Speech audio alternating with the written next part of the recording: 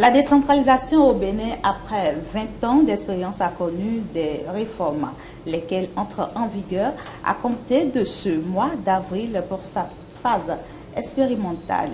Depuis le jeudi 31 mars dernier, les mairies et les municipalités ont été dotées des secrétaires exécutifs au regard des attributs que confère la loi à ces derniers. Quelques Béninois moins informés ont tendance à croire que les maires ont tous été dépouillés de leurs prérogatives.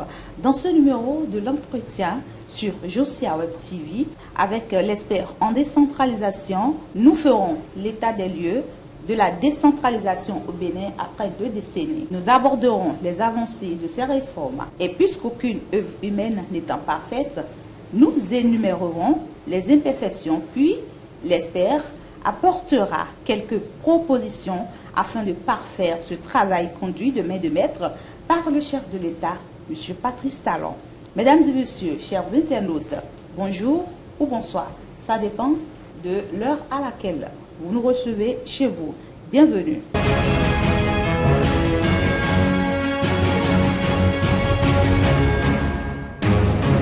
À nouveau, je vous salue comme annoncé dans mon introduction pour approfondir nos réflexions et vous permettre à vous de mieux cerner les contours des réformes au niveau de la décentralisation. Je reçois pour vous un expert dans le domaine.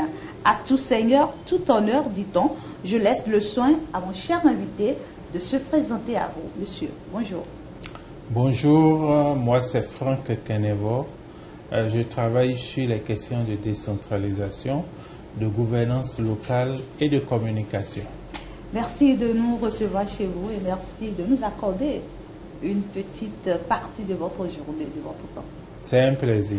Alors, 2 décennies déjà que le Bénin expérimente la décentralisation. Qu'est-ce que nous pourrons retenir? Quelles leçons on peut tirer après 20 ans d'expérience de la décentralisation?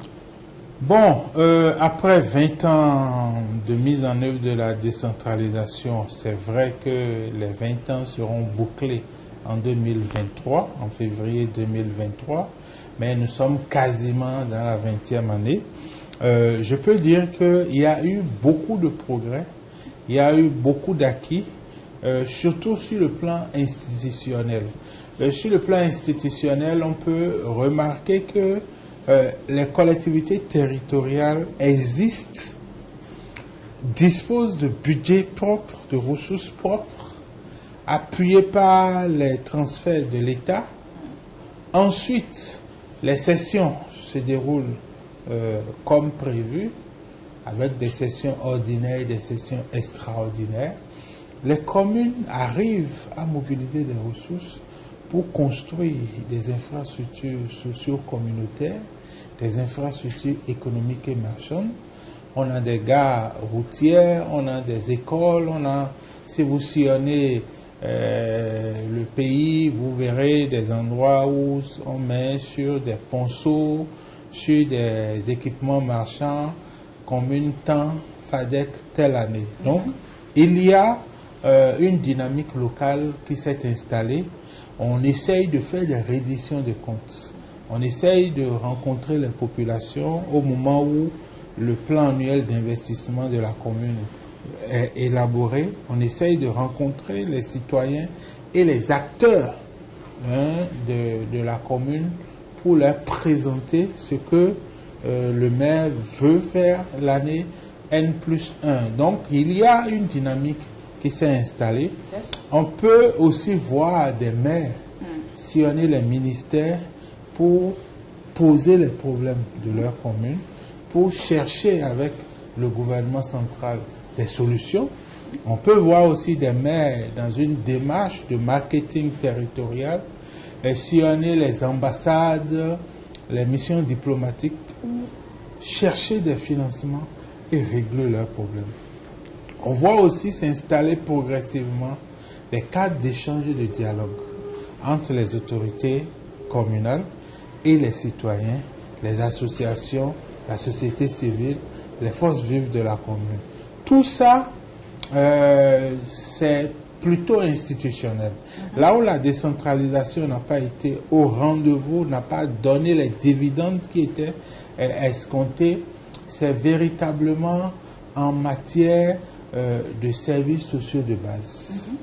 Vous voyez, aujourd'hui, dans nos communes, il manque beaucoup de choses. Il manque de l'eau potable, il manque des pistes en bon état pour que les gens puissent circuler. Il manque des salles de classe. Parfois, il faut faire plus d'1 kilomètre pour aller dans une école, pour aller aux soins, etc. Il manque d'infrastructures socio-communautaires. Est-ce que ces choses requièrent des attributions du maire, de la mairie? Oui, ces questions relèvent de la compétence des communes. Les questions de pistes rurales, de fourniture d'eau, de gestion des déchets et autres, les salles de classe au niveau primaire pour les communes de droit commun, ça va au niveau secondaire et technique pour les communes à statut particulier. Ensuite, nous parlons des centres de santé au niveau des quartiers, des villages et des arrondissements qui relèvent aussi des communes. Les équipements marchands, gares routières, marchés, abattoirs, galeries, tout ça relève des collectivités territoriales. On peut voir aussi les questions d'ordre environnemental, les questions d'urbanisation, les questions, disons, d'alphabétisation, les questions de promotion de la jeunesse. Il y a plus d'une soixantaine de compétences que la loi a transférées de l'État central vers les collectivités territoriales. Et donc, dans l'exercice de ces compétences, pour fournir des services sociaux de base aux populations, les communes n'ont pas pu se comporter comme des acteurs de développement. Donc, il reste ce volet qui ne venait pas. Et donc, le bilan des 20 ans se retrouve mitigé, justement parce que on a fait la décentralisation pour deux éléments essentiels. C'est que les citoyens puissent avoir un meilleur service public dans tous les domaines que je viens de citer. Et deuxièmement, que les citoyens puissent aller à l'apprentissage de la démocratie. Parce que la démocratie, c'est une culture. Et on acquiert cette culture en faisant l'exercice. Et donc, on suppose aussi que cet exercice est plus simple lorsque c'est au niveau quartier, au niveau arrondissement, où on se connaît, où les enjeux ne sont pas si importants. C'est plus simple d'apprendre la démocratie, d'apprendre à parler des affaires publiques, d'apprendre à respecter les biens publics, d'apprendre à investir, à payer ses impôts pour que les biens publics soient entretenus, pour que les infrastructures socio-communautaires soient érigées. Donc, sur ces questions-là, les communes n'ont pas été au rendez-vous. Et donc, il y a eu plusieurs diagnostics. À partir de 2006, on a commencé par faire le diagnostic. La fondation, le municipal, a fait un premier diagnostic. On a été les tout premiers à avoir fait ce diagnostic avec le ministère de l'Intérieur et de la décentralisation et le ministère du Développement de l'économie et des finances. Et donc, il y avait un certain nombre de problèmes qui minaient la décentralisation. C'est ça. Vous verrez en première ligne la politisation de l'administration locale. Cette politisation vient du fait que le maire cumule à lui seul des fonctions politiques et des fonctions techniques. Il est à la fois le président du conseil communal, l'organe qui délibère, et il est aussi l'organe exécutif de la commune. Cela fait peser sur lui. Ailleurs, c'est le même schéma, mais il n'y a pas les mêmes pesanteurs sociopolitiques. Donc, du coup, le maire arrive à bien gérer, disons, cette double casquette. Le maire est aussi représentant de l'État. Donc un service dans sa déconcentré communauté. dans sa commune, Évidemment. un service déconcentré de l'État. Et donc, tout ça ensemble, sans oublier que la classe politique avait considéré les fonctions communales ou municipales en ce temps-là comme des tremplins politiques. Donc, celui qui n'a pas pu trouver un poste de ministre, un poste de député, on le reverse au niveau de la commune, on ne tient même pas compte de ses capacités, de ses compétences. Et donc, en tant que politicien envoyé dans la commune, il politise tout. Il amène ses proches politiques, ses proches familiaux pour occuper des postes. Et donc, vous verrez que dans l'administration communale, il y a beaucoup de chauffeurs, il y a beaucoup de secrétaires, il y a moins de cadres de conception, moins de cadres d'exécution. Et donc, à partir de ce moment, l'administration ne peut pas donner les résultats escomptés. On a vu aussi que au niveau des communes, l'État n'a pas transféré les ressources.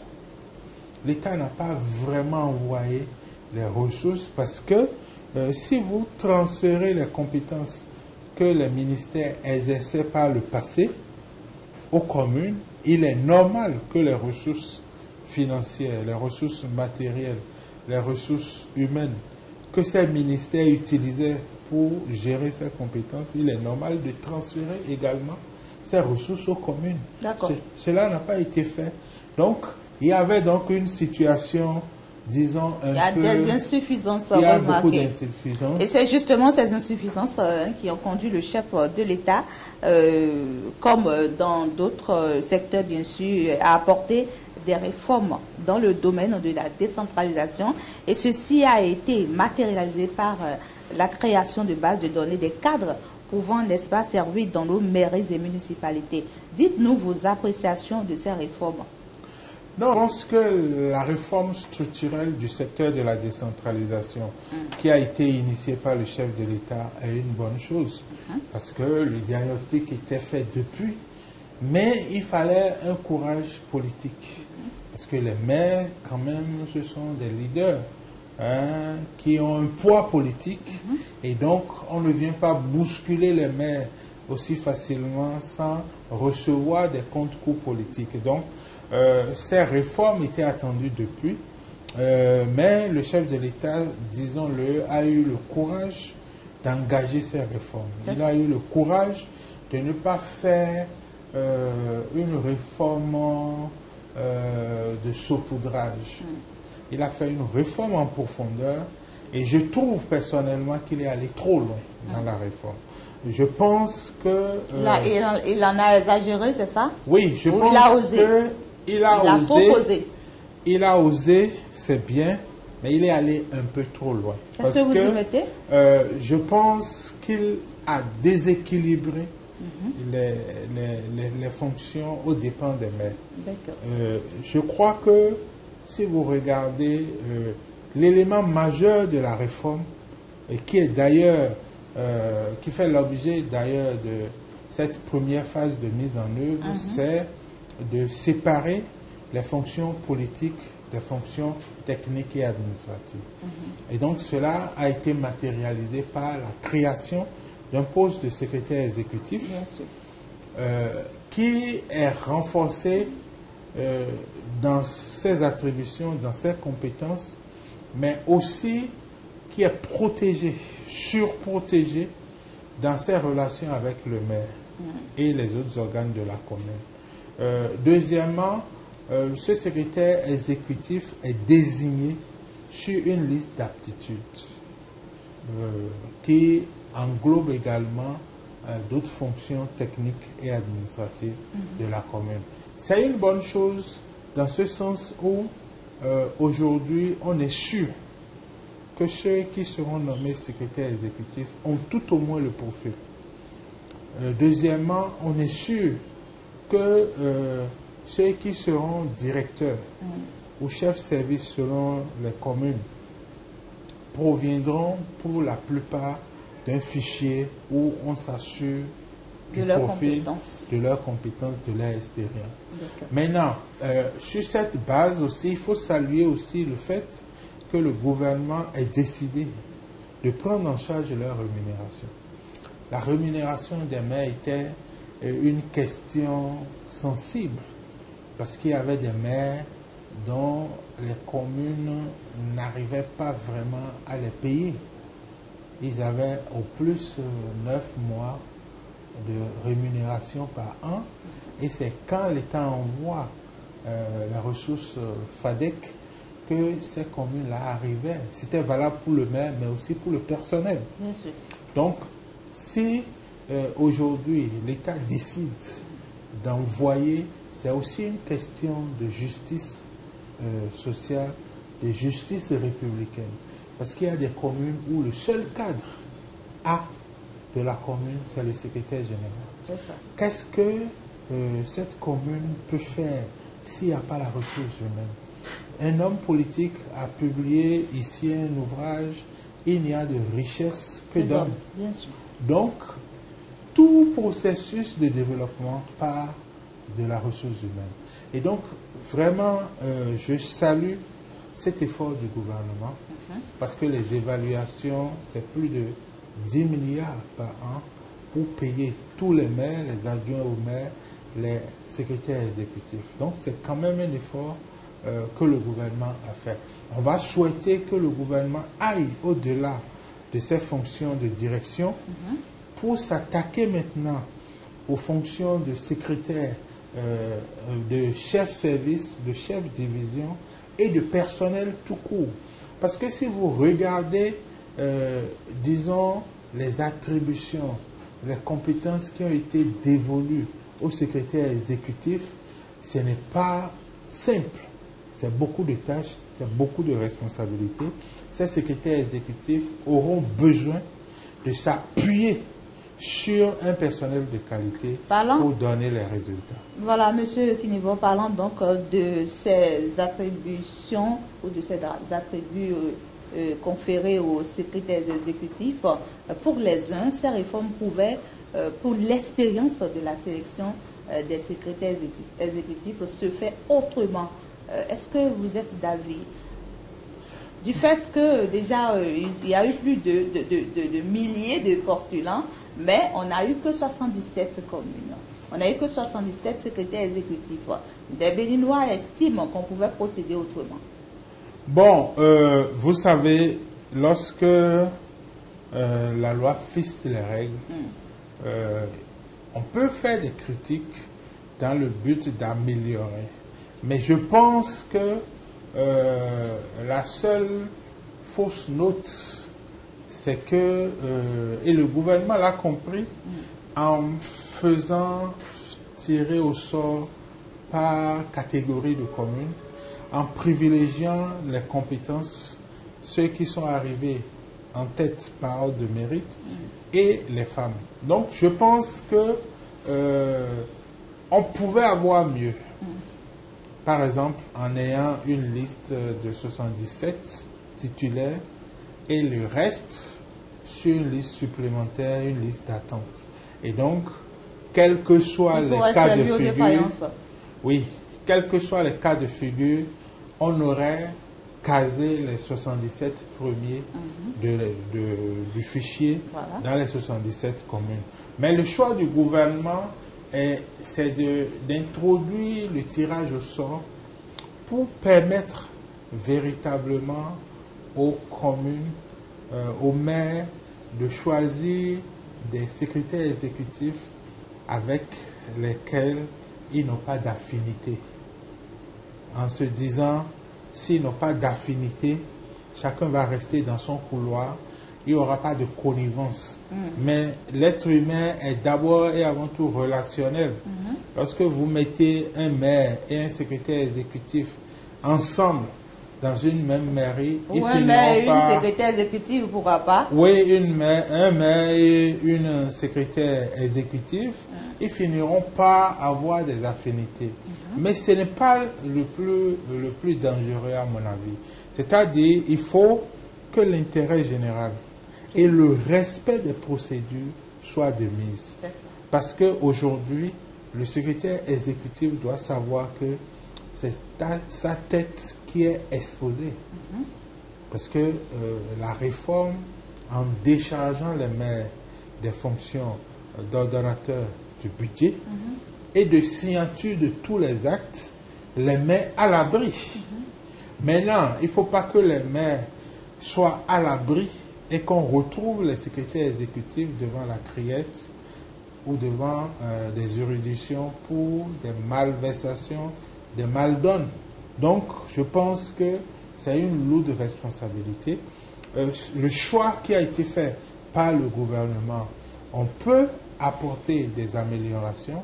C'est une expérience et je pense que on va la faire pour on va voir ce que ça aller va donner jusqu'au bout et tirer les leçons, d'autant plus qu'à plusieurs reprises, on a pu observer quand même le chef de l'État avoir l'écoute qu'il faut par rapport à ces observations. Alors, au regard de vos explications, M. Kinigo, pensez-vous que ces attributs affectés au secrétaire exécutif, tout peut couler comme du miel dans nos instances communales? Bon, vous savez, en matière de gestion des affaires publiques, il y a ce qu'on a prévu, mais il y a des conflits qui naissent, il y a des intérêts qui divergent, il y a ce qu'on appelle des impondérables, des imprévus qui arrivent toujours. Mais je pense que s'il y a des problèmes dans une commune, c'est que fondamentalement, le secrétaire exécutif n'a pas su ou n'a pas pu insuffler une dynamique de développement à ses collaborateurs. Parce qu'aujourd'hui, ce n'est pas le DAF, ce n'est pas le DST, ce n'est pas un directeur qui répond de quoi que ce soit. C'est l'USE. C'est l'USE. Donc, c'est une lourde responsabilité. Cette concentration de pouvoir facilite les choses, mais revient en lourde responsabilité. À partir de ce moment, je pense que si les hommes, aussi bien les élus que les cadres de l'administration communale, comprennent que l'enjeu, c'est le développement de la commune. Parce qu'on ne va pas déployer tout ce personnel-là dans les communes et dans 1 an, 2 ans, les mêmes problèmes vont demeurer. Il faut quand même qu'on sente que les citoyens ressentent une amélioration aussi bien des services administratifs en termes de délai, en termes de célérité, en termes de moins de tracasseries, mais aussi au niveau des services sociaux de base.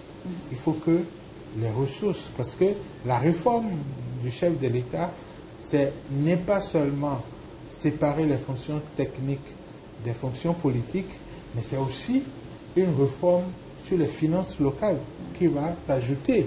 Donc, il y a un volet organisationnel, il y a un volet ressources humaines, mais il y a aussi un volet ressources financières qui va s'ajouter à travers le fonds d'investissement communal qui sera mis en place probablement cette année. Donc, je crois que avec tous ces dispositifs, normalement dans 2 ans, on doit avoir un autre visage de nos communes, en sorte qu'on puisse dire, oui, il y a eu des réformes qui ont produit des résultats palpables dans nos communes. Il nous reste encore quelques minutes pour finir cet entretien. Dites-nous, en tant qu'expert en la décentralisation, est-ce que vous avez été associé dans ces réformes? Non, experts en décentralisation, il y en a des dizaines, des centaines dans le pays. Donc on ne peut pas associer tout le monde. Tous les experts. Mais j'ai eu à échanger avec les membres du comité, j'ai eu à partager mon point de vue, ma petite expérience avec certains parmi eux. J'ai eu à écrire aussi beaucoup d'articles. J'ai eu à formuler des observations par rapport sur la première mouture de la réforme. Je crois que il y a plusieurs manières de contribuer aussi au succès d'une réforme de cette ampleur dans un secteur où quand même j'interviens depuis 1996. Alors les propositions que vous avez apportées, il y en a qui ont été prises en compte, je crois bien.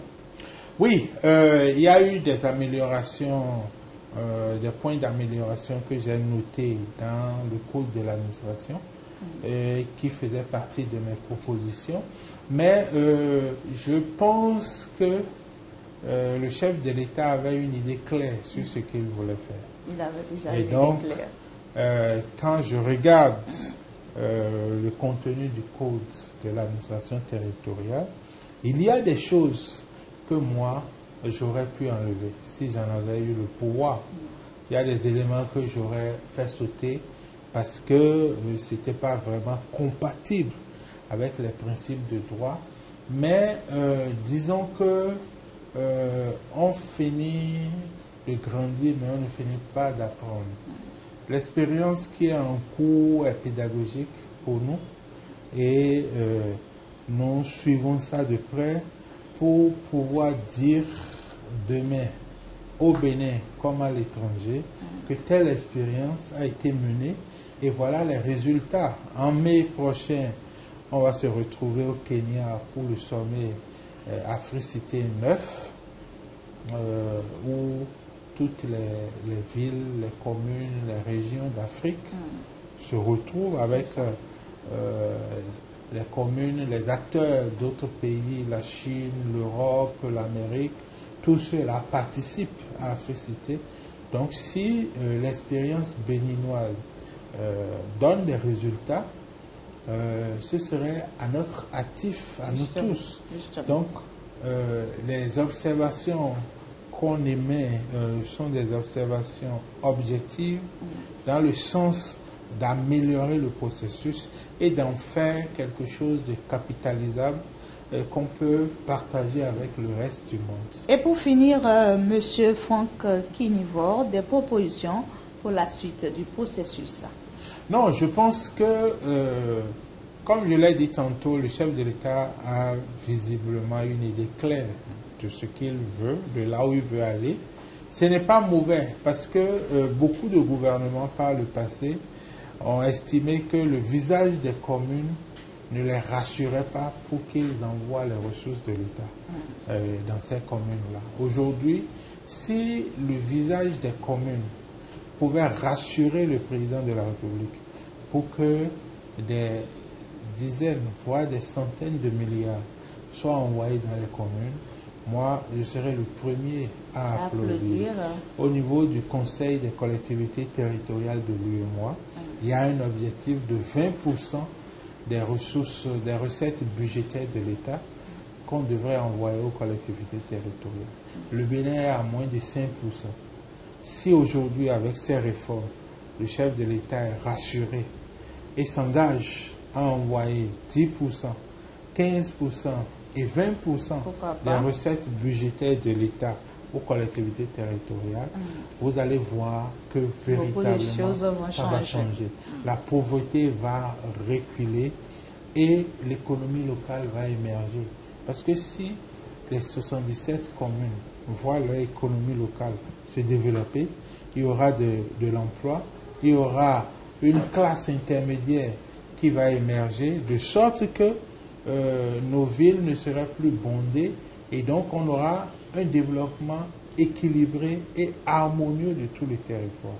C'est le vœu de tout Béninois. Donc je pense que on va suivre l'expérience et au fur et à mesure, s'il y a des propositions, on ne manquera pas de les formuler. Monsieur Franck Kinivore, merci. Nous sommes au terme de cet entretien. Je rappelle que vous êtes expert en décentralisation et en communication. Chers internautes, c'est la fin de cet entretien sur votre chaîne Josia Web TV.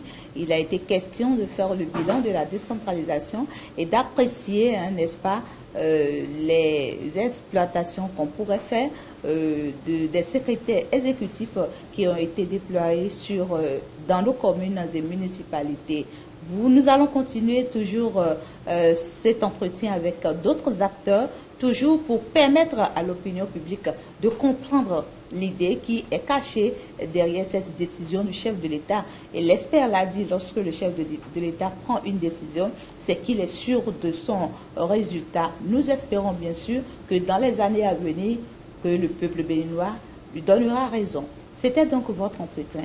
Merci à toute l'équipe technique à travers laquelle vous nous avez reçus. Merci à Jocelyn qui était à la caméra et au son. Merci à Mario Fondi. Merci à mon assistant Kwame Hippolyte. Rafiatou Mamadou, je suis. À très très bientôt pour un autre numéro de votre entretien.